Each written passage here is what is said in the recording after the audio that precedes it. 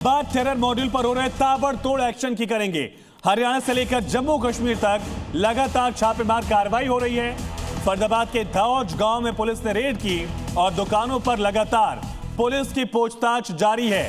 फरीदाबाद के धौज से ही 2900 किलो विस्फोटक मिला था। तस्वीरें आप देखिए किस तरह से सुबह से ही एक एक दुकान पर पुलिस की ये छापेमार कार्रवाई लगातार जारी है। हरियाणा के फरीदाबाद में एक एक दुकान पर पुलिस की टीम पहुंची। सुबह जैसे ही दुकानों के खुलने का वक्त था उसी वक्त पूरी टीम यहां पर पहुंची है और दुकानों की तलाशी ली गई, दुकानदारों से पूछताछ की गई। उमर को लेकर, मुजम्मिल को लेकर दुकानदारों से जानकारी इकट्ठा कराई गई है। ये तस्वीरें आप देखिए। ये एक्शन इस वजह से अहम है क्योंकि धौज ही वो इलाका है, वो गांव है जहां से 2900 किलो विस्फोटक बरामद किया गया था। और दो तस्वीरें आपको दिखाते हैं, जम्मू कश्मीर से लेकर फरीदाबाद तक, हरियाणा तक किस तरह से रेड चल रही है। फरीदाबाद में विस्फोटक की तलाश, संदिग्धों की तलाश लगातार जारी और जम्मू कश्मीर में लगातार कार्रवाई चल रही है। खास करके वो जो संदिग्ध किराए पर रह रहे थे उनके वेरिफिकेशन को लेकर पुलिस लगातार दबिश दे रही। सीधा रुख करेंगे, हमारे साथ सहयोगी राजू राज लाइव कनेक्ट है। राजू, क्या कार्रवाई की गई अब तक? सुबह से लेकर लगातार एक्शन जारी है और राजू आप सब समझेंगे। अनुराग हमारे साथ धौज गांव से सीधे जुड़ चुके हैं। अनुराग, सुबह से अब तक की कार्रवाई में क्या कुछ जानकारी हासिल हुई?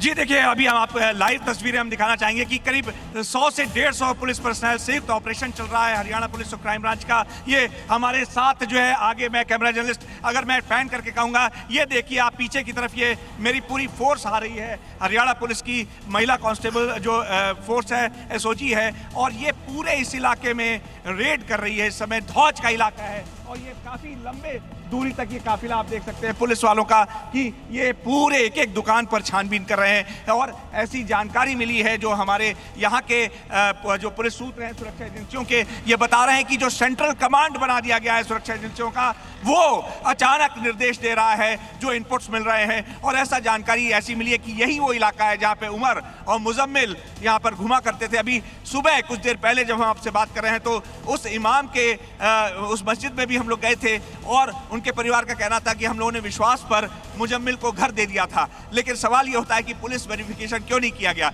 इसी के तहत ये देख सकते हैं कि काफी लंबा दूर तक एक एक दुकान हम लोग अभी 3 किलोमीटर। चलिए आप नजर बनाकर रखिए, एक बड़ी कार्रवाई और इसी बीच एक और बड़ा एक्शन अल-फलाह को लेकर बड़ी खबर मिल रही है। लैब से केमिकल बाहर ले जाने का शक है। आतंकी डॉक्टर पर शक गहरा चुका है। लैब रिकॉर्ड्स में भी गड़बड़ी सामने आई। लैब से केमिकल चोरी करने का आरोप है। तो अल-फलाह के लैब को लेकर अब सवाल उठ रहे हैं, एक नया एंगल सामने आ गया है। खास करके दरअसल लैब से केमिकल क्या बाहर ले जाया गया, क्योंकि लैब के जो रिकॉर्ड्स हैं उनमें गड़बड़ी सामने आ रही है।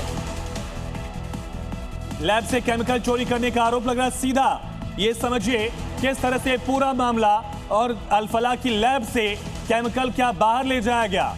ये बड़ा सवाल इस वजह से क्योंकि केमिकल डेटा जो मिला है वो मैच नहीं कर रहा है। मिलान किया गया, अलग अलग रिकॉर्ड पाए गए हैं और इसी वजह से अल-फलाह की लैब से केमिकल बाहर ले जाने का शक और इसी पर पूरी पड़ताल।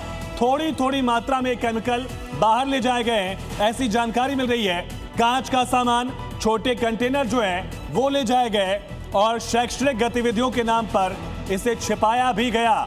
एक बड़ा खुलासा एनआईए ने इस बारे में डॉक्टर से पूछताछ शुरू की है और इसी दौरान लैब से निकाले वाले जो रसायन है जो निकाले गए उन केमिकल्स को लेकर पूछताछ की जा रही है। यह module high intellect scientific network था, यह खुलासा हो चुका है। सभी पढ़े लिखे डॉक्टर थे और यही वजह है कि इस पूरे पहलू को लेकर लगातार कार्रवाई जारी है। सीधा रुख करेंगे, अनुराग लगातार हमारे साथ बने हुए हैं। अनुराग, एक बड़ी कार्रवाई, लेकिन सबसे बड़ा सवाल, क्या तबाही का केमिकल अल-फलाह की लैब से बाहर ले जाया गया और अगर ऐसा हुआ तो इसे कहां ले जाया गया?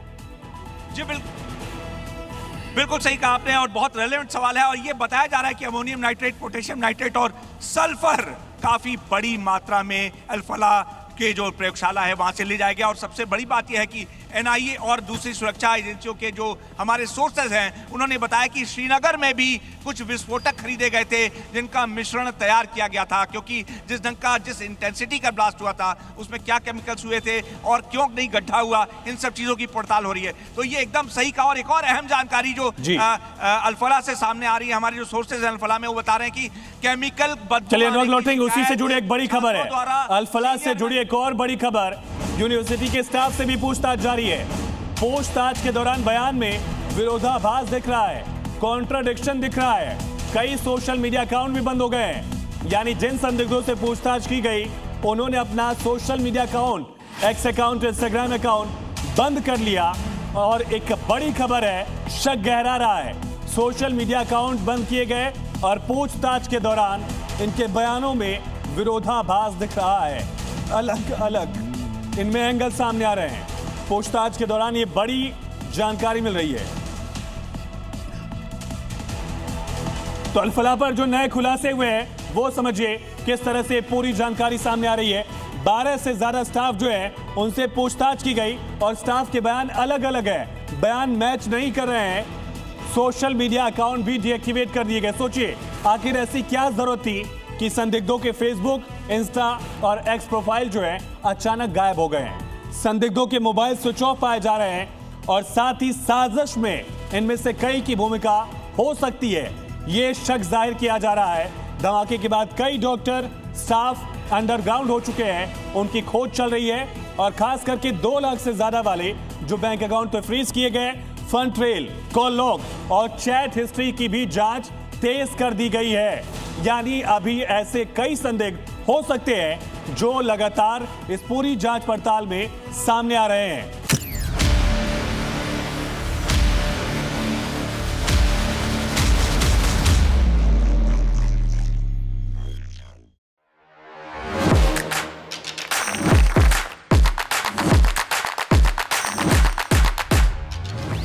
Please welcome Dr. Subhash Chandra. And habit can be micro, macro, 66 times if you repeat the same thing, it becomes your habit.